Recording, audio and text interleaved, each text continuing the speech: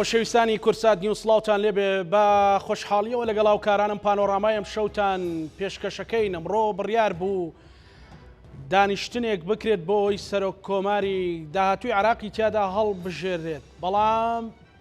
دۆخەکە بەم شێوەیە بوو کە بینیتان بە جۆرێک کە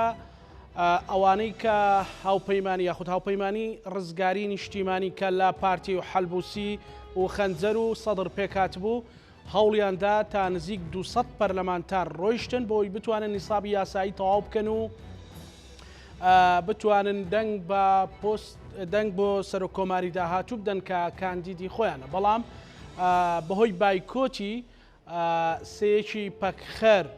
ئەم دانیشتنە ئەنجام نەدرا. ئەمەش عراقی بردە قۆناغێکی ترەوە.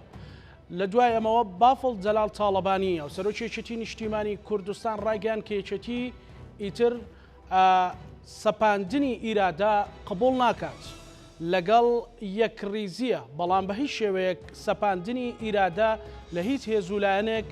قبوڵ ناکات. ئێستا عێراق بە جۆرێکە کە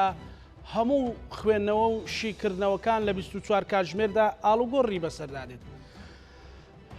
کورد ئەبوو چی بکردایە؟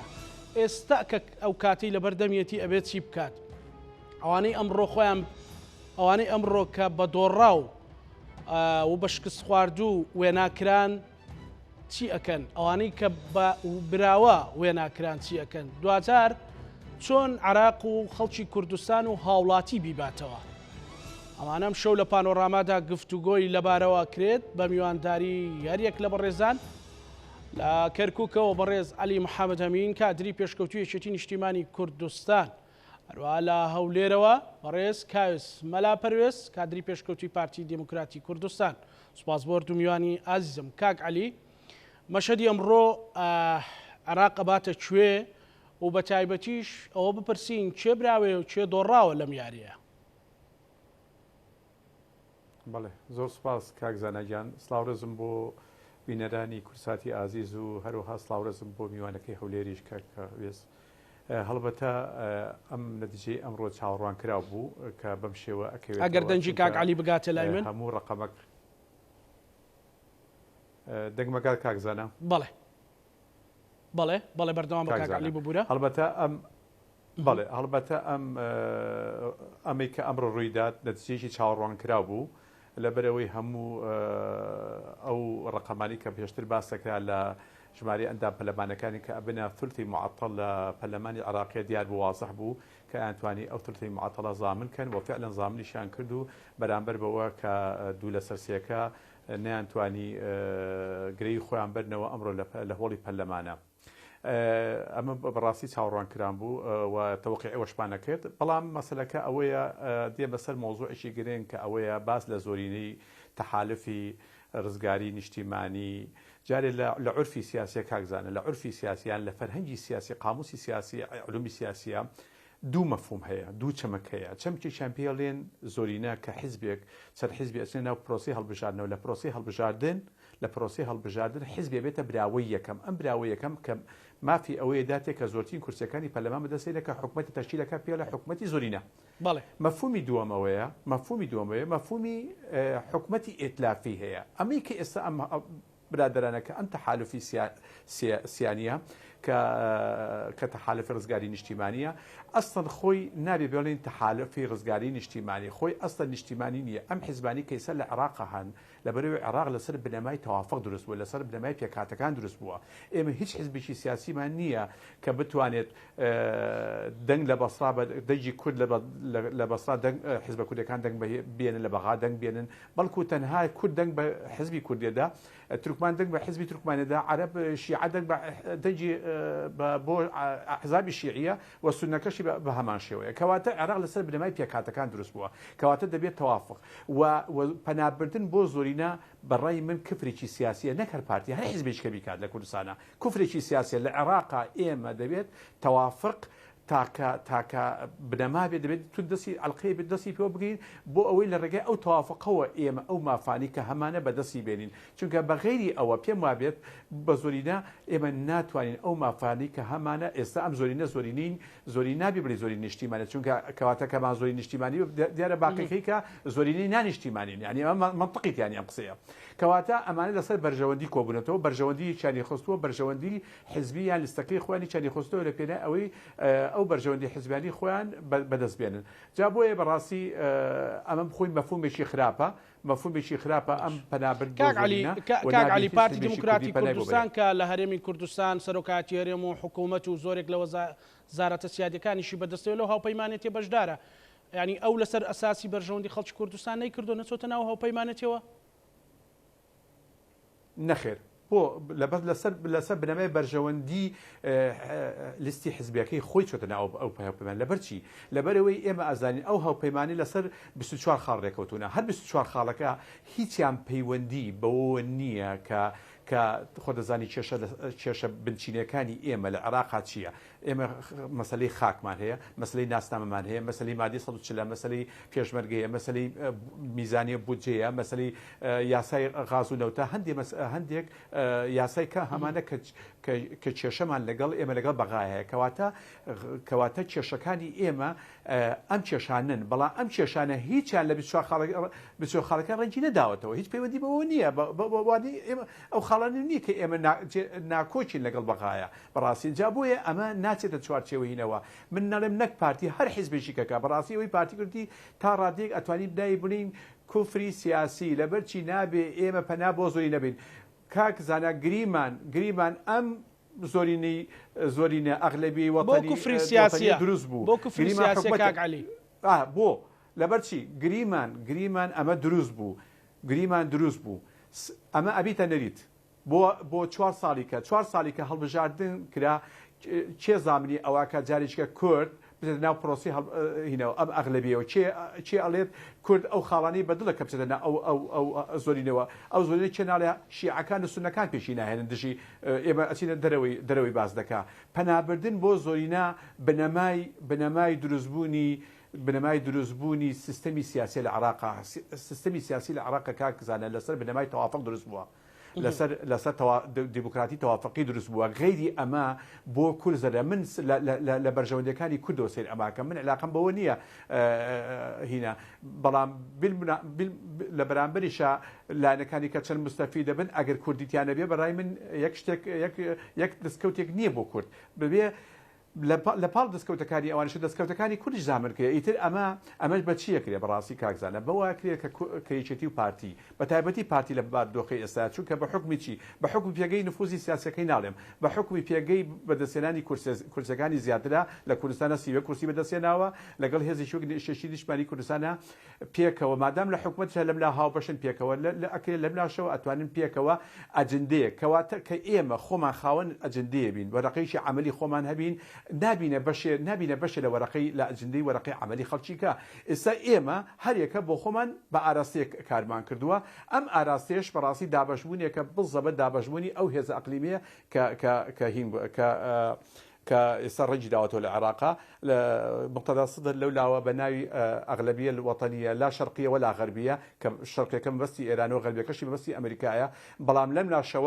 لاشەوە ناڵێ لا شیمالێ وەلا جنوبیەکە شیمالەکەی کە تورکیایە جنوبیەکەشی کە ئیماراتە چونکە بۆ ئیمارات و تورکیا دەستێکی گەوریان لەم ئیتفاقیە هەبوو و هەمووشمان ئەزانین لە پێش پرۆسی هەڵبژاردننی 2021 کە ئەم هەڵبژاردننی کە ئەم ڕیزبەندی خستەوە بەڕاستی ئەم نەتایجانە نەتیجەیەکی بەڕاستی هین نەبوو بەریئانە نەبوو نەتیجێ بوو کۆمەڵێک تەنگەژەی گەوری لە خۆی هەڵگرتە بوو کۆمەڵی گومانی لەسەر نەتیجەکان دروست کرده بوو بەڵام بە حکمی ئەوەی کە عێراق وڵاتێکە ناکرێت هەندێک تاقیل لە هەندێک مەسائل کەیت بۆیە نەتیجەکان تێپەڕان بۆ ئەوەی ئەم ڕیزبەندیەوە خۆی بمێنێتەوە چونکە ئەم ڕیزبەندیە بەڕاستی بە پشتیوانی ئیمارات کرا لە ڕووی ئەلکترۆنیشەوە ئەم پرۆسی هەڵبژاردنە ئەنجام درا و ئەزانین ئێمە کێشەکانی ئەم هەڵبژاردنە چی بووە بەڵام جۆی لێ نەگیرا لە داواکاریەکان کە داواکاری حەقی وەتاقی تاویشان لە مەوزوعانە کرد بۆیە ئەم ڕیزبەندی لەکەوتەوە و ئەم ڕیزبەندیش و ئەمەش نەتیجەکەی ئەم ڕیزبەندیە بەداخەوە کە ئێستا دروست بووە.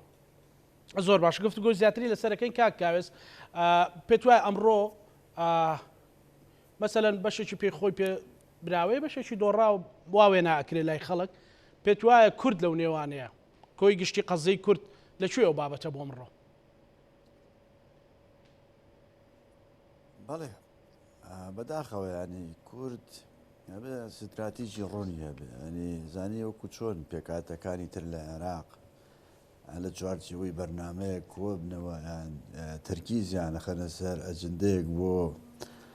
دوورمەودا بۆ لانی کەم بۆ 4 ساڵی ئایندا ئەنی ئەم لەکترازانەی کورد زیانێکی ئێزگار زۆر لە ئایندا بە کوردەگەیەنێ تایبەتی کە ئێمە نەوەک سونەکانین نەوەک شیعی عەرەبین ئێمە ینی کێشەی ئێزگار زۆرمان هەیە کێشەی مەسلەی میزانیێمان هەیە کێشەی مەسلەی خاکمان هەیە کێشەی زۆر و زەبەندی ترمان هەیە لە چوارچەوەی عێراق ینی نە لە سونە هەیەتی نە شیعە هەیەتی بۆیە کورد ینی زیاتر لە پێکاتی تر لە عێراق پێویستی بە یەک دەنگی و بەرنمەیەکی تۆکمە هەیە کە بتوانێ هەم واجهەی ئەو تەحەدیانەی ئایندە بێتەوە هەم خواستەکانی خۆی لە چوارچەوەی ئەو بەرنمەیە باتە پێش بۆیە بە دڵنیاییەوە ینی ئەوەی کە لەم هاوکێشەیە زیانەکە ئەگەر لێرە لەبێ حزبێکی سیاسی هەرێمی کوردستان قازانجی کاتیش بکە بەڵام لە کۆی ئەو پرۆسەیە کورد زیانمەند دەبێت پێم وایە بەنسبەت کوردەوە ینی ئەمە مەسلەی بردنەوە و دۆڕاندن نییە بای ئەوەی کە خەڵکی تر لە پێکاتەکانی تر تۆ تەماشای عەرەبی سونە بکە عەرەبی سونە ئێستا هێزێکی تۆکمەن و خاوەنیشانە ینی ئەوانی کە خاوەنددارێتی عەرەبی سوناکەن دیارن بۆیە عەرەبی سونیان یەخستووە کە ئەمە مەترسی لەو پێگەی سونە هەیە کە لە بەغداد لەمە زیاتر پێگەیان هەبێ لەوانەیە کاریگەری زۆر بخاتە سەر ئەو ناوچانەی ئێمە وەکو لە ئەو خەتەی مادەی ١40 کابینین ئەفۆن کابینین تورکیایش تەماحی کردوتە ئەو ناوچانەوە پشتیوانی عەرەبی سوناکە بۆ ئەوەی کە لەو ناوچانانی پێگەی ئەو دەوڵەتە پارێزراو بێ بۆیە ینی هەموو ئەوانە کووردە بێ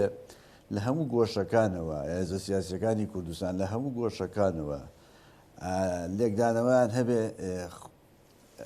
مەسلەی کورد لە چوارچەوەی عێراقا نەکەن بە قوربانی هەندێک پۆست بەڕاستی ینی ئێمە لە 2012 بە حسابیەوە بکەین ئێمە لە پۆستی سەر و کۆمار هیچ دەستکەوتێکمان نەبووە ینی کورد ئەو شەڕی کە ئێستا لەسەر پۆستی سەر و کۆمار کە هەرچەنە تەمانەوە شەڕی کورد نیە خەی کوردی گردووە ئەمە پەیوەندی بە خلافی نێوماڵی شیعەوە هەیە نێوماڵی شیعەش ئەوانیش پێویستیان بە پۆستی سەر و کۆمار بۆ یەک شتەکە کوتلەی گەورە ڕاستپێرێ کە حکوومەت پێکات کەس ئاوڕی خێر لەو پۆستە ناداتەوە وەکو لە ڕابردوش بینیمان ینی ئەو پۆستە لە 2012ەوە نەیتوانیوە ڕۆڵی گەورە ببێت ئێمە سەر و کۆمارمان هەبووە ڕووداوەکانی 16 ئۆکتۆبەر ڕوویدا بە سەر و کۆمارمانە بۆ مەسلەی ئەو هەموو کێشە و ناکۆکیانی کە لە بینی هەرێم و بەغدا ڕوویداوە مەسلەی میزانیە کۆمەڵێ پرسی تر ینی مەسلەی جێبەجێ نەکردنی مادەی 140 بۆیە ینی ئەو پۆستە بەلای منەوە ینی بەقەد ئەوە گرنگ نییە کە کورد ڕوئایەکی ڕۆنی هەبێ نێو ماڵەکەی خۆی ڕێخکە و ئەمە من پێمانیە من پێمانە مە سەرکەوتن مێ بۆ هیچ لایەنێکە کە ئێمڕۆ کۆبنەوەی پەرلەمان پەخرا ئەگەر نەتیجەشی هەبواە کۆبنەوەکەیش پەک نەخرابە پێمانە بوو سەرکەوتن مێ بۆ هیچ لایەنێکی تر یعنی ئەبێ لە گۆشەی کوردبوونەوە ئێمە تەماشای ئەو ڕووداوە بکەین ینی ئێستا ئێمە بەڵێ بفەرموو ئێمە قوارەیەکمان هەیە بەڕاستی ئەم قوارەیە ئەزانی ومێدە بۆ کوردێکی قایە باشی لە کەرک و بۆ خانەقینیەک بۆ سنەیەک بۆ بەشەکانی تری کوردستانیش یعنی ئەو ئومێدە خەریکە وردە ئەو ململانیە لەسەر مەسەلی پۆستەکانی عێراقواکە ئەو ئومێدە کوژین ئەو ئومێدە بۆ لە دڵی خەڵکی ئەو ناوچانە تەنانەت لە هەرێمی کوردستانیش بە جۆرێک لە جۆرەکان خەریکە هیوا و ئومێدی خەڵک بە دەستکەوتەکانی ڕاپەڕین و ئەم قەوارەیەوە لاواز بووە یعنی ئەمانە مەترسی جدین حەقە هێزە سیاسەکانی کوردستان ئاور لەم لایەنانە بدەنەوە و بەرەی کوردایەتی فراوانتر کرد ئەوەی کە لە قازانجی ینی کووردە ئێمە بە خەتێکی استراتیژی ڕوون هەبێ بۆ نمونە کارێک نەکەین لە لێرە زیان بە ڕۆژاوا بگەێنین کارێک نەگەین زیان بە کوردی ڕۆژەڵات بگەێنین بێ کاکاوێس ببوورە لە چوارچێوەی پرسیێکی لێرە دوو بۆ چوون هاتوتە ئاراوە پارتی دموکراتی کوردستان باز لەوە کە ئێستا دوای تاقیکردنەوەی هەموو ساڵێستا کاتی حکوومەتێکی زۆرینەی نیشتیمانیە هەرە حکوومەتە زۆری نیشتیمانی ژوای کرد کە پارتی دموکراتی کوردستان لەگەڵ خەنجەر و حەلبوسی و سەدر هاوپەیمانێتێک پێک بهێنێت پێت وایە ئەم بۆچوونە بۆ ئێستا بۆچوونێکی مۆفەقە بۆ ئیدارەدانی عێراقوە بۆ ئەوەی کورد ڕقەمێکی قورس بێت لە عێراقا زانی من ئەوەی کە ئێڵێم تعبیر لە ڕێی شخصی خۆمەکەم ینیوانەیە کە بۆ منی شدانابوو لە بەرنمەکە وەکو کادرێکی پارتی قسە ناکەم بەڵام پێم وایە ئێستا ئەوەی کە هەیە لە سەرشانووی سیاسی عێراق ینی تەجروبەی هەشدە ساڵی ڕابردوو تەجروبەیەکی فاشلی ئیدارەدان بوو پێم وایە هەموو کەسێ ئەتراف و تەجروبەی ڕابردووی عێراقەکە کە نەکنیان توانی بەشێک لە کێشەکانی عێراق چارەسەر بکەن هی پێکاتەکان بە هین شیعیشەوە لە ڕووی خەدەمات و خزمەت گوزاریەوە بەڵکو کێشەکانیان ئێزگار زۆر زیاتر و ئالۆستر کرد بۆ ئەگەر ئەمە لە ڕوانگەی ئەوە بێ کە چانسێکی تر هەبێ مدیلێکی تر لە حکومڕانی هەبێ لە قازانجی کۆی پرۆسی سیاسیە لە عێراق ئەمە بەشێکە لەو ڕوانگەی کە لەوانەیە پارتی وەکو هێزێکی سیاسی وای بیر کرد بێتەوە بەڵام من بۆ خۆم پێم وایە ئەمە ئەگە ببێ بە مۆدیلێک و تێپەڕێ وەکو عرفێک لە نەتیجە ینی لەوانەیە هەم پارتی هەم کوردیش زەرری گەورە لەسەر زۆرینەی سیاسی لە عێراق چونکە ئێمە لە پەرلەمانی عێراق بە زۆرینە ئەو بڕیارەمان بینی کە پێشی 16 ئۆکتۆبەر دژی کەرکووک و خەڵکی ئەو ناوچانە درا بۆی ئەم زۆرینەیە زۆر جار ینی چەکێکی دووسەرێ لەوانەیە خراپتر لەوە خۆت بپێکێ بۆ لە عێراق ینی بەداخیشەوە هێزە سیاسیەکان ئەوەندە جێی باوەڕ و متمانە نین کە تۆ کە ئەچیتە پێت وایە کاکاوێس سەدر و چ ئەوانەی کە پارتی دموکراتی کوردستان هاوپەیمانی لەگەڵ هەن و چ ئەوانەشی کە هاوپەیمانی لەگەڵیان نییە یەکێتی لە بەرەی ئەوان حساب بکرێت مەسەلەن بە تێڕوانینێکی کراوەیان بۆ قەزای کوردی هەبێت من پێم وایە هەمویان ڕوانگەیە بەرامبەر کورد و قەزیەکەی لە عێراق یەک ڕوانگەیە ینی پێم وانییە سەدر ڕوانگەی زۆر باش بێ بۆ ناوچەکانی مادەی 140 و ئەمە بە تەجروبە دەرکەوت یانیگەر کورد بۆ خۆی ئەو ئەزمونە وەربگرێت تەماشای سەرۆک وەزیرانەکانی ڕابردوو بکە تا ئەگا بە عادل عەبدولمەهدی عادل عەبدولمەهدی خۆی بۆ خۆی گلەی کرد بۆ ئەوەندە وەسفستایشی نەکەن بۆی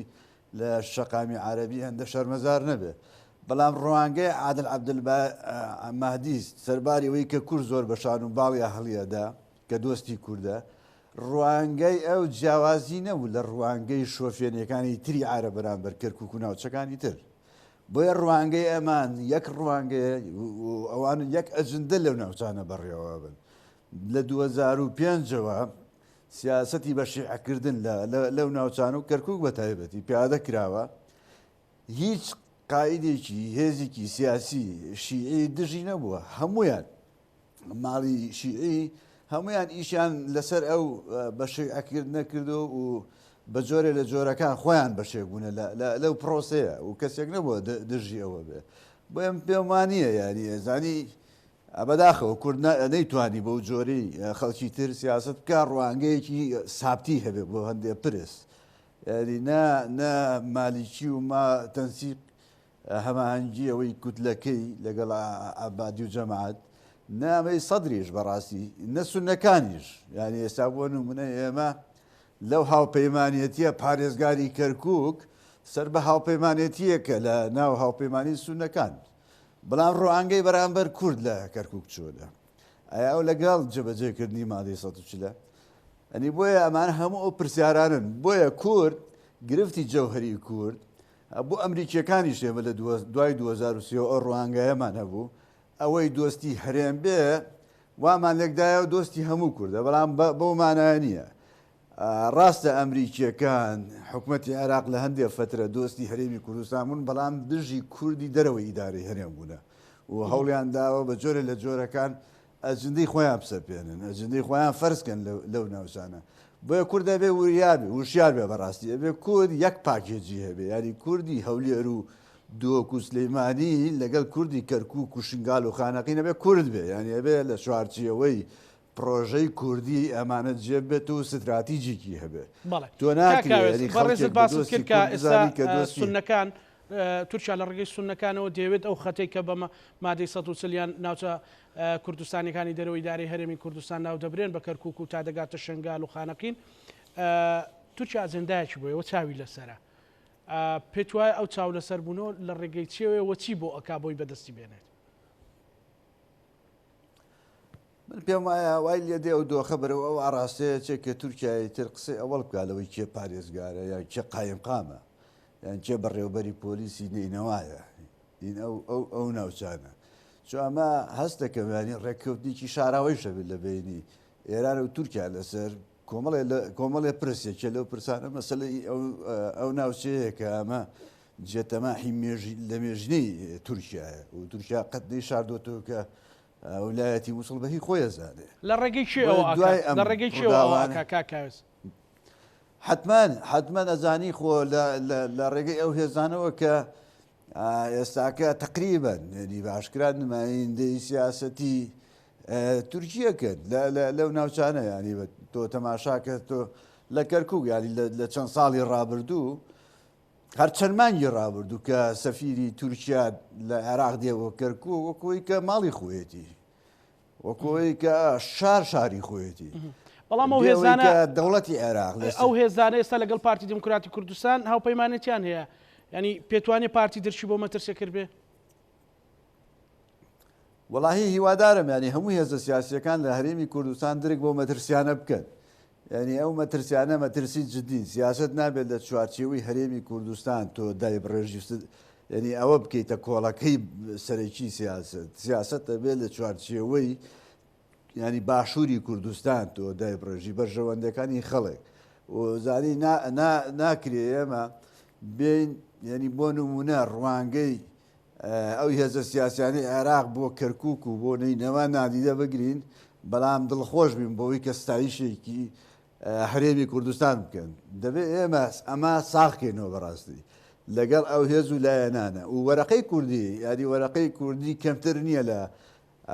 وەرەقی خەڵکی تر بۆ لەو ناوچانە چونکە کەفاەتێکی گەورەی ئینسانیمانەیە کە ئەتوانین بە جوڵاندنی شەقام زۆر معادلە لەو ناوچانە بگۆڕین بۆیە بەڵێ بە تاکید ینی ئەو هەر هاوپەیمانێتی یەک ئەگەر ڕەچاوی بەرژەوەندی گشتی باشووری کوردستان لە چوارچێوەی عێراق دەکەم پێم وایە دەرئەنجام ینی قازانجی زۆری لێ ناکەین کە دڵنیام ینی پارتی شۆک و هێزێکی سیاسی خوێندەوەی هەیە بە ڕووداوەکان و ورتر لەوە هەندێشت لەوانێت لە پشتی پەردەوە کە ئێمە ئاگامان لێ نەبوو بێ حسابی لەسەر کرد بێ بەڵێ زۆر باشە کاک عەلی بۆ ئەوەی کە کورد بتوانێت ڕقەمێکی باش بێ ڕقەمێکی قورس بێ وایە چی بکرایە لە نێوان یەکێتی و پارتیۆ ڕخنەیەکەیە کە ئەو ترێکە یەکێتەکان باز لەوەکەن سەدر مقتەدا سەدر و ئەوانی تر هیچیان بۆ کورتپێنیە خۆ لە بەرامبەردا مالیکی و ئەوانی تریش هیچیان بۆ کورتپێنیە کەواتە ئێوە بۆچی ئەو ڕخنە توندانە ڕاستی پارتیەکەن بەڵێ لە ڕاستیە نارەکانی کورد لە منطقەیە لە وڵاتی عێراقا زۆر وازەحن بە هەردوو بەرەکەیەوە ئیتر بە بەری سونەوی بە بەری شیعەوە بۆ شیعەبێت ئەمانە هەر هەمویان لەگەڵ بەرژەوەندیە باڵاکانی گەلی کوردنی لە عێراقا نقطە سەری دێڕ بەبێ ئیستثنا بەڵام دینە سەر چی دینە سەر ئەوەی کە تۆ دیت باسی نارەکەی دەبێ نارەکان ڕیزبەندی بۆ نارەکان بکەیت ئەو لەوێت چێ تونترێکە چێ نەرمترێکە توانین مای ئەو مەجالیتیان مامەڵی لەگەڵاکەین بەڵام بۆکو مەبدا هەموویان ئەوانە پەیوەستە بە خۆمانەوە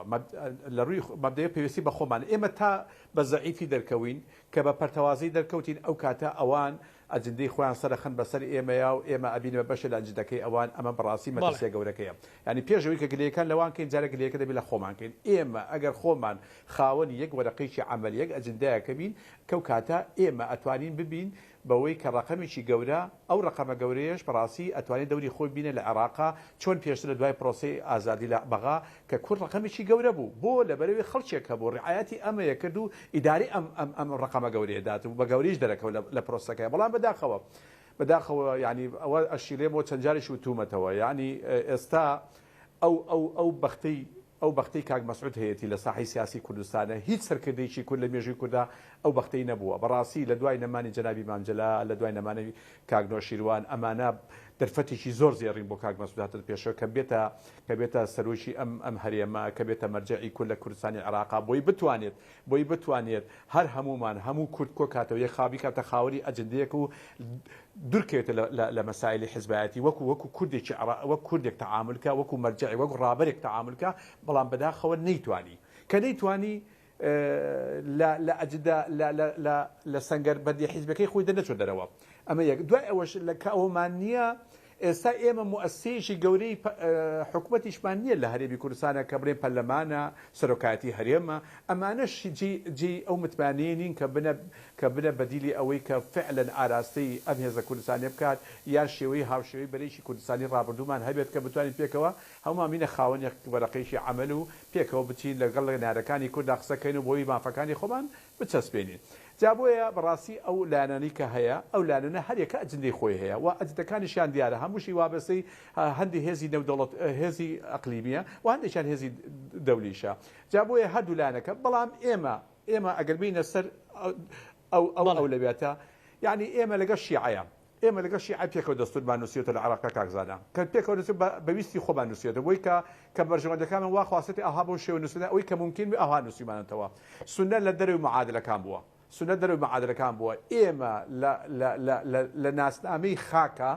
ناسنامی خاکە ئێمە لەگەڵ شیعەیە زۆر کێشەمان نییە بەڕاستی لەگەڵ پێکاتی شیعە کێشەمان نییە زیاتر چونکە تەماسی ئێمە لەگەڵ شیعە نییە تەماسی ئێمە لەگەڵ سونەیە سونە تەماسمان لەگەڵ سونەیە بەسن لە کەرکووک لای خانەقینەوە لە دیالە کاکاوێ زەڵێ کاک عەلی کاکاوێ زەڵێ تورکیا چاوی لەسەرەوەی ئەکید لە ڕێگە و هێزانی کە لە خۆیەوە نزیکن و تەمسیلی ئەجەندای تورکیاکەن لە عێراقا بەعرزکەم بەڵێ بەعرزکەم اینجا ئەمانە هەر هەمووی لە شنگالە وەرە خوارەوە کە شنگال کە تورکیا زۆر مەبەستێتی لەبەرەوەی نقطەیەکی زۆر مهمە منطقەی شنگال نقطەیەکی زۆر مهمە ئەوێ زۆر مەبەستێتی کەواتە لە شنگالەوە کە منطقەی جەناکۆکە هەتا دێتە لای خانەقین ئەمانە هیچی تەماسی لەگەڵ شیعەیانێ بە دەرجەی ئەساسی تەماسی لەگەڵ سونەمە لەگەڵ سونەیە کەواتە سونە ئێمە کێشەمان لەگەڵ سونەیە کەواتە کێشەمان لەگەڵ سونەیە سونە ڕێگرە لەوەی کە ئێمە بتوانین ئەم منطقانە لە حقەتە بەدەستی بێنینەوە چونکە چشکەمان ڕاستەوخۆ لەگەڵ ئەوانە و ئەوان خاچیان داگیر کردوینە ئەوانەی شیعەکان بەو شێوێنی شیعە دەسەڵاتداری یەکەمی عێراقا بە حکمی پێکاتەکەی بە حکمی ژمارەکەی لە عێراقا ئەم پێکاتەیە کە ئەتوانین ئێمە مامەڵەیەکی لەگەڵاکەین چونکە بۆ دەبێت کو بە بەردەوامی دەبێت بەشێ بێت لە سوڵتەی عێراقی بە بەردەوامی دەبێت بەشێ بێت نابێ قد ڕۆلی معارەزە بینە لە عێراقا ڕۆلی بوونی معارەزە بوون لە عێراقا لە دەرەوەی حکومەت بی تۆ لەناو حکومەتە ئێمە ناتوانین هەموو کێشەمان هەیە و ناتوانشتمان بۆ دەستە بەرکێ ئەگەر لە دەرەوەی سوڵتەی عێراقی بی دەبێت چ مەساتی کەشمان بۆ دروستکرێت کەواتە شیعە یەکەمی پێکاتی عێراقا لە دەسەڵاتایە زونگەیەکی ئەساسی کە ڕەسەرۆکی ئەنجومەنی وەزیرانی بەدەستەوە کە مهمە گرنگە ئێمە دائما مەبەستی بەڕێز لەوەیە چییە لە گرنگی شیعە چییە مەبەستەکە چییە ئامانجەکە گرنگەکەی لەوەیە ئەوان مەبەستمان چیە ئێمە ئەگەر لەگەڵ شیعەکان نابین زۆرشمان بۆ دەستە بەدەکەی یان لە بیرمان نەچێت مەسەڵەن بۆ نمونە لە بینەوە تاکو ئێمە لەگەڵ شیعەکانە دۆست بووین کەمترین مەشاکلمان ڕوبەڕوو بۆ هەرێم و بۆ منطقەی جەناکۆک کەمترین مەشاکلمان ڕوبەڕوو بۆتەوە و هەموو ئەو مێژۆکە شایەدا بەڵام تاکو لە شیعە دوورکەوتینەوە بووینە بەشێک لەوەی کە ئایا ئێمە بینە هۆی ئەوەی شیعە لەتکەی لە ناوخوا جیاوازی بکە لە نێوانانە دەست بەرین بۆ کەیسە بەڕاستی ئێمە لەو کاتە بەدواوە ئێمە وردە کێشەکانمان زیادی کرد و وردە لە دەسەڵات دوورە کەوتینەوە و بەڕاستی شیعەش لە ئاستیش باش کاک عەلی ئەمڕۆ کاک عەلی لە شەوی ڕابردووە کاک عەلی لە شەوی ڕابردووە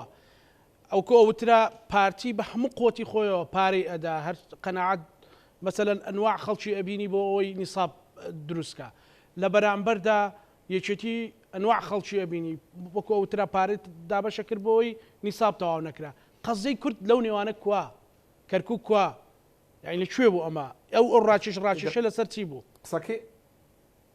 قسەکەی ئێمەش ئەلەوەیە قسەکەی ئێمەش لەوەیە تاکو ئێمە نەبینە خاوەری یەک ئەجندەیەک کورد قەزەی نامێنێ ئێستا وردە قەزیێمان نەماوە لە عێراق خەریکە قەزیێمان نامێنێت لە عێراق لە کاتێکە ئێمە خاوەن چێ بەرپرسیارە لەوەی کە قەزیە نەماوە کاک عەلی سەرکردایەتی حیزبەکان بەرپرسیارن چکە سەرکردایەتی کوردمان نەماوە سەرکردایەتی حیزبەکان ماوە سەرکردایەتی حیزبەکان بەرپرسی یەکەمن لەم دۆخە لەبەرێ ئەگە سەرکردایەتی حیزبەکان بەرژەوەندی باڵای گەلی کورد لە بەرچاو خۆیان دانێن ئەو کاتە ئێمە بینە خاوەن یەک بەرنامەیەکی هاوبەش یەکدایکە هاوبەشمان پێکەوە ئەچینە لە بەرامبەر نارەکانمان دائەنیشین گفتوگۆ ئەەکەین و بەرجەکانی خۆمان ئەسەپێنین بەڵام ئێستا وای لێ هاتووە ئێستا وای دەتوە تەسەورکە کاک زانە 24 خاڵ لە بینی حەلبوسی سەدر بەرزانیایە لەو 24 هیچی باسی قەزەی کوردیتیانە 17 خاڵ بەناو نەوەی نوێەوە 17 خاڵی چووە دوو برادر تەوقیعان لەسەری کردو بەس تەوقیعان لەسەری کردووە ئەمە ناچێت لە چوارچێوە ڕێکەوتنامەشەوە بۆ معلوماتیانی ئەگەری ئەوەی نێکە ڕژ هیچ نەبێت لەسەری لە 17 خاڵە یەک خاڵێ باسی یەخستنی یان هاوتاکردنەوەی موچەی پێشمەرگە و سوپای عێراقیە کات لە کاتێکە هەموو خاڵەکانی کە هیچی باسی ئەو مۆزوعانە نیە کە پەیوەندی زۆر بە قەزەی کوردەوری بە تایبەتی قەزەی ناوچە جێناکۆکانەوە نییە بۆیە ئەمە لە جێ چێوە هاتن لە جێ ئەوەیە کە ئێمە خاوەن ئەجندەیەک نین دەبێت یەکێتی و پارتی بە تایبەتی پارتی بکارتی کوردستان مەسئولیەتی گەورەی لەسەرشانە بە حکمی ئەوەی زۆرینی کورسەکانی لایەهی کوردی لایە بە حکمی پێگە سیاسەکە ناڵم بە حکمی پێگە پەرلەمانیەکەی پێگە ژمارەی ڕقەبەکانی یەکێتیش ڕاستە کە کورسی کەمی لایە بەڵام پێگە سیاسەکەی بەهێزە پێکەوە ئەمان چۆن پێکەوە هەوڵیان داوە بێن لە سەرەتایە کاریان بۆ ئەوە کرد کە بەشێ لەو دەستکەوتانی کە هەبوو بە دەستمان هێنا و هەوڵێ بەشەکانی ئەوانی کەش هەیە بەدەستی بێنینەوە ئەگەر ئەمان پێکەوە نێنە یەک بەرنامەیەکی هاوبەش دروست نەکەن یەک ئەجندەیەکی هاوبەش نەکەن دڵنیام کورد زەرەری زۆر گەورەترەکات و زۆر لەوە خافتە چاوەڕێمانەکات من ئەوە قەنەعەتی تاومە و ئەو تەحالفەی کە ئێستا هەیە ئەو تەحالفەی ئەو زۆرینەی هەیە ئەو زۆرینەیە حەزەکە بزانین زۆر خەتەرە زۆرینە بۆ کورد زۆر مەترسیدارە یەزگار مەترسیدارە کاک زانە یعنی دەبێت زۆر هەڵوێستێ لەسەر ئەو بکەیت ئێستا ئەوانە زۆرینێ کاکە زۆرینە نییە ئەوەی ئێستاوان باسێکە حتا وەکو تەسمێش زۆرینە نییە پێرن ئێتلاف سبینە کە دروست بوو ئەرێن ئێتلاف حکومەتی ئیتلافیە بێت حکومەتی ئیتلافیش سەرکەوتوو نابێ بەو شێوەی کە هەیە چونکە بۆ ئێمە وەکو کورد هەمومان پێکەوەنین کە پێکەوە نەبووین قەزەی کورد پێتان وایە ئەوەی پارتی کردوێتی لەو ئیتلافی ئەو ئیتلافی کە کردوێتی زیان بە قەزەی کورد بگەێنێ نەکرد پارتی هەر حیزبێکیکە بیکات هەر حیزبێکی کا پەنا بۆ ئێستا پارتی کردوێتی بە ناوی زۆرینەوە بەرێک کوفری سیاسیە کوفری سیاسیە ئەزای بۆ کوفری سیاسیە لەبەرچی لەبەرەوەی زۆرینە مەترسیە بۆ کورد مەترسیە کاکەوە کاکاوێس باسی ئینی کرد باسی قرارەکانی پێ 16 ئۆکتۆبەری کرد کە لە بەزۆرینە لە ناو پەرلەمانی عێراقیدا اینجا ئەمە یەک دوو کاتی خۆی عەبادی ڕابەرایەتی ئەم جۆرە ئەم فکرەیە کرد کە زۆرایەتی دروستکە ئەغلبی دروستکە چونکە لە زۆرایەتی لە عێراقا بەڕاستی کورد وەکو قەزیە ئەیدۆڕێنێت لەبەر ئەوەی ئێمە تەسەورەکەی کاک زانە ئێمە نزیک 65 کورسیشمان لە پەلەماوە تا ثلثی معەتەڵیشمان لە عێراقا نییە ئەگەر بیمانەوێ ئەگەر سبەینە زۆری نەشیان دروست کرد سبەینە دژمان بتوانین ثلثی کورسەکانی ئێمە باید ثلثی معەتەڵیش نییە لە پەرلەمانە کە بتوانین ڕێگری کەین لە بەردەم ئەوانە کەواتە ئێمە کەمینەیەکی کەمین ئەلقە زەعیفەکەی ناو عێراقین کە بەم پەرتەوازیە چیتە بەغا کەواتە ئێمە نابێ پەنا بۆ زوری نەبێ بەرین دەبێ خامومان هێزە نەچۆ بچێ ئێستاش نەچۆ بچێ هێزە کوردیەکان بە تایبەتی یەکێتی و پارتی مەسئولیەتی ئەساسیە لەسەر شانە بە تایبەتی پارتی بکارتی کوردستان لەبەری زۆرینی کورسەکانە پێکەوە دانیشن لەگەڵ یەکێتی نیشتمانەکە لەگەڵ هێزەکانی کەشە دانیشن پێکەوە یەک ئەجندەیشی کوردی هینکەی چێ ماڵیشی عەلێگە ڕێنبا نەبینێ تەرەفی لەگەڵ ماڵیشی عەدژی ماڵێکی کە علاقەمان بەسەریان نەبێت تەنها ئەوەنێ ئێمە ئەجندەیەکمان هەبێت هەر لایەنێ حکومەت دروستەکان لە ناو شیعەکانە پێکەوە دروستیەکان چۆنی دروستیەکان مهم ئێمە ئەجندەیەکانێ بەو ئەجندەی بەشداری لە عێراقی تازەیا بکەین ئەمە نقطە سەری دێڕ. بەڵێ سوپاس دەکەم کاکاوێس بۆ ئەوەی کە لانی کەم مەترسیەکان کەم بکرێتەوە کە خۆشت دوچێت خەڵک بێ ئومێد بۆ بەڕاستی یعنی چی بکرێت و مەترسی زیاتر کە ڕووبدا لە ڕۆژانی داهاتوە ئەوەی بەرامبەر بە هەرێمی کوردستانیش چییە بێمە بینیمان مەسەلەن موشکبارانی ئاشکرای هەولێر کرا مەترسیەوەنی جارێکی تر حاڵەتی لەم شێوەیەش ڕوو بداتەوە حاڵەتی مەترسیدارتریش ڕوو بداتەوە وەڵام بڵێ هەموو ئەگارەکان کراون لەوانەیە هەندێک ڕوودا کە دەرەوەی پێشبینی هەر کەسێکمان بێ بۆ کوردیانی پێویستە نەزانین چۆنە ئەوکو بڵێ کورد لە جانی خۆی بێزارە نازانم لە وای لێ هاتووە کە هەموو شتەکان بە هەڵا ئەڕوا بە هەڵەدان بێ ئێستا ئەو قۆناغە نییە ینی کورد ئەو تەجروبەی ڕابردوو بە تایبەتی تەجروبەی 2023 ئێمە حسابکەین ئەو پێگەی کە هەمان بووە لە عێراق یان لە هەرێمی کوردستانیش کە گەشانەوەی گەورەی هەبووە لە دوای ئەو ڕووداوانی 2023 کوردانی ئاسانە پێم وانە کە مستەحیلات بێ بەڵام ئەوەی کە گرنگە ینی زانی هەمومان هەرێکی ئێکلە ئێمە دەست لە ئینتیمای حزبی خۆمان هەڵگرین اینجا بین لێکدانەوە بە ڕووداوەکان بکەین اینجا بین بەرژەوەندی گشتی خەڵک لەکوێ پێم وایە ئێستا ژیانی حزبایەتی وای لێ هاتووە کە هەموو ئەم تەماشای ئەم ڕووداوی بەغدا بکە ینی کۆمەلگای کوردی بە جۆرە دابەش کراوە هەندێک دڵی خۆشە کە سەرکەوت و هەندێک دڵی ناڕەحەتە بۆی کە بەرنامەکەی حزبەکەی سەر نەکەوتووە بۆیە ئەمە مەترسیدارە ئەم دابش بوون ینی بەڕاستی ئێمە سەرکردەکانی ئێمە لە هەرێمی کوردستانیان بێ ئەم گرژیانە بە جۆرێک خاوکەنەوە کە خەڵکیش ینی نەبێ بە وەسیلەی ئەوەی کە ئەم گرژیانە زۆرتر زیاتر فراوان بکەن ینی زانی بیرکردنەوە بە عەقڵی حزبی و قۆناغ و کاتی خۆی ینی ئێستا ئەم قۆناغی کوردینەوە نییە بەڕاستی ئێمە بەڕواگەی حزبی سێری هەموو پرسەکان بکەین یعنی خۆ ئەمە ئاسانە ئێستاکە ئەگەر لە هەر کەسێ بپرسی بەرژەوەندی کورد لە عێراق لە چیدایە زۆر بە ئاسانی ناوەی نە عەقڵێکی گەورە و ئەوەی ئەوێ کە بۆکو مەتەڵبەتی هەڵبێنێ بەرژەوەندی کورد لە عێراقەوەیە کە کورد خاوەن ئەجندەیەکی ڕوون بێ بە هاوبەشی هەموو هێزە کوردەکان دیفاعی لێ بکەن ینی ئێستا ئێمە ئەم بەتایبەتی ئەم دەورەی پەرلەمانی وای لێ هاتووە کە ینی شەڕمانە لەسەرەوەی کە کێمان عێراقیەکی مخلصی ینی پێشی پارتیوی چێتینەوەی نوێچوو ئیتیفاقی کرد لەگەڵ ئەو کوتلەیەکی پەرلەمانیان دروست کرد وەکو دەستکەوتیش بە خەڵکیان فرۆشتەوە کە ئەمە دوورە لە تایفێت و قەومێت و چوزانم چی عێراقیانێ ئەم پرسی عێراقی بوونە ینی ئێزانی ئەبێت تۆزێ لی دوودڵ بین بەڕاستی ینی زانی ئەگەر لی دوودڵ نەبین چووکە ئێمە ینی باج ئێجگار گەورەی ئەومانداوە ینی ئێمە باشە ئەو هەموو شۆڕش و خوێن و قوربانیدان و ئەمانەی کە بە درێژایی مێژووی 100 ساڵی دەوڵەتی عێراق بۆچی کردومانە بەڕاستی ئایا ئەگەر لە سەردەمی سەدام حوسێن ئێمە عێراقیشی محتەرەم بووینایە قبوڵمان بۆە ئەوەی عێراقیشی محتەرەم بین ئەنفال لەکراین کێشەکانی ترمان بۆ جۆرە کەڵەکا و لە عێراق گوندەکانمان وێرانەکرا یعنی ئەم کاکاوێس خەڵک گلەیەکەکە لە پارتی خوا بیگەێنم بەڵێ ببوورە فەرموو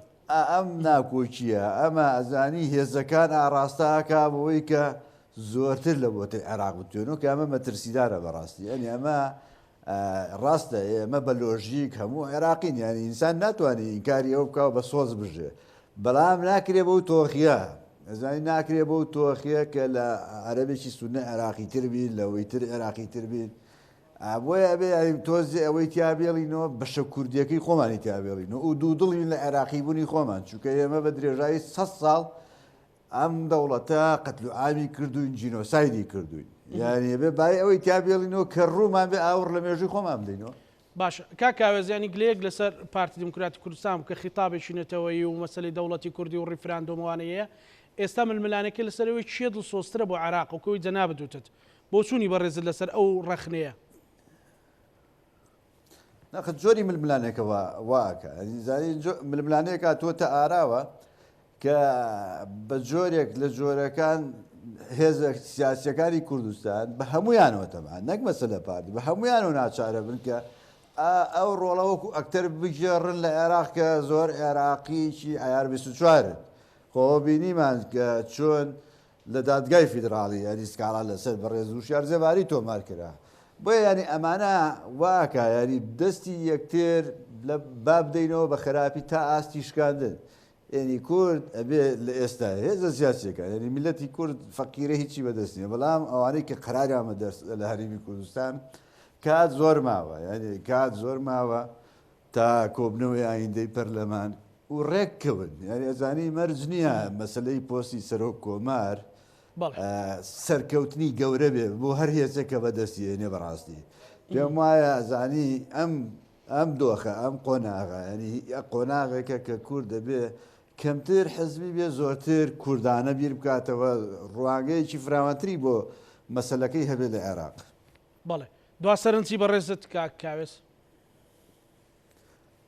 وڵا سپاس بۆ ئێوە سپاس بۆ بینەران ینی بە هیوام ئەم چەند ڕۆژەی کە ماوە کورد هێزە سیاسیەکانی کوردستانی بگەنە نەتیجە گەرچی بەڕاستی ئێمە لێراوە سینگی خۆمانە دەڕین ئەم کێش بە کێشە پەیوەندی زۆری بە نێوماڵی شیعەوە لەم یەک دوو ڕۆژە نێوماڵی شیعە ڕێک بخرێ ینی کیان بوێ ئەیکەن بە سەرۆک کۆمار هەر کەسی کیان بوێ ئەو کاتە ینی تەنها ئەرکی سەرۆک کۆمار کە بۆ شیعە زۆر گرنگە و پرۆسی سیاسی پەخستووە ئەوەیە کە سەرۆک وەزیرانی ئایندە دیاری بکات لە ڕووی دەستوریەوە. باڵێ سوپاس دەکەم کاک عەلی دوا سەرنجی بەڕێزت ئەگەر لەبارەی ئەوەی کاکاوێز وتی لەبارەی عێراق چێتیەوە بێ کە ئێستا هەموو هێزەکان شەڕی لەسەرەکەن. بەڵێ ئێمە لە سەرتاوە هەر لە کاتی جەنابی مامجلال یادی بەخێر بێت دائیمە ڕوانگەمان وا بووە و هەربیشە بۆ شۆش کارمان کردووە کە ئێمە چەقی ململانەکانمان دەبێت لە بەغا بێت کە بەغا مەرجع بێت دەبێت لە بەغا ئێمە کێشەکانی خۆمانێک لایکردن لەگەڵ بەغاوە کێشەکانی دەبێت لێ چارەسەرکرد قەت پەنا بۆ شوێنێککە نەبین بەداخەوە تا ماوەیەک بەڕاستی ئەم ماوەیە تا ماوەیەکی زۆر چەند ساڵێک ئەم باشیشمان کە لەو بارەیەوە بەڵام بەداخەوە هەندێک برادر هەندێک لایانی سیاسی بە تایبەتی پارتی کوردستان وا لە خۆی تێک گۆڕا بوو تێک چ بوو کە معادلەکان گۆڕاوە دنیا ڕێی گۆڕاوە بەرامبەر بە ئێمە بەرامبەر بە عێراق ڕێیان گۆڕاوە هەرسان ڕیفراندۆ بن ئەنجامدا وەکو وایە دنیا بۆتە شامی شەریف و چاوەڕێی کوردەکەن ئەعلانی کا و دەوڵەت دروستکەین کە لە کاتێکا دەوڵەت خەونی لە مێژنی هەموو تاشی کوردە پێویست بۆ ناکات ڕیفراندۆ بشی بۆکەین پێویستمان بۆیە چۆن بە واقعی بە عەمەلی وەزعەکان بخێنەوە بە عەقلانی تەعامل لەگەڵ ئەم وەزعانەکەین. ئێستا وای لێ هاتووە کە ئەوەنی کە پارتی دموکراتی کوردستان کە پێشتر خەڵکی تاوانبارەکە بە عێراقچێتی ئەوەنی وای لێ هاتووە کە پارتی دموکراتیان عێراقچێتیەکات هیچ کەیدانیش کە ئەمە ناکات ئەمەی نەکردووە وەکو پەندە کوردەکەی لێ هاتووە کاکزانە ئەڵێ ناچوو بۆ ئاش کە چوو ئاشەوانەکەی کوشت. ئێستا وای لێ هاتووە پارتی وای لێ کە بە زۆریش ناچوو هەتا جارە سەردانی باخاکە دەجا سەردانی تورکیا نەکرد بەڵام ئێستا وای لێ هاتووە کە ئێستا وای لێ هاتووە بە بەردەوامی لە بەخایە عێراقچێتیەکە و خەڵکی تاوانبارەکە بۆی کە ئەوانەکە جا بۆیە بەڕاستی ئەمە بەڵێنێکی باش نییە دەبێت هەمومان ڕوویەکی ڕوانگەیەکی عەقلانیمان هەبێ بۆ ئەوەی کە فعلەن کە کێشەکەی ئێمە لە بەغا چارەسەرەکەی چەقی ململانەکانی ئێمە بەغایە و بەغا دەبێت لە بەغای ئەو کێشانەی لاکەینەوە بەڵام بە وەرەقەیەکی کوردیانەی هاوبەشی لەگەڵ تەواوی هێزە کوردستانیەکان. سوپاس بۆ بەڕێز کاک عەلی محەممەد ئەمین کادری پێشکەوتویەکێتی نیشتیمانی کوردستان کە بەڕێزیان لە کەرکووکەوە لەگەڵمان بوو سپاس بۆ بەڕێز کاکاوێز مەلا پەروێز کادری پێشکەوتی پارتی دموکراتی کوردستان یاخود ڕۆژنامەنووس لە هەولێرەوە لەگەڵمان بوو سپاس بۆ میوانی یازم بینەرانی خۆشەویست پانۆرامامان پێشکەشکردن ئێوە هەموو لە ئەکتانەمانەتی خوای گەورە بن.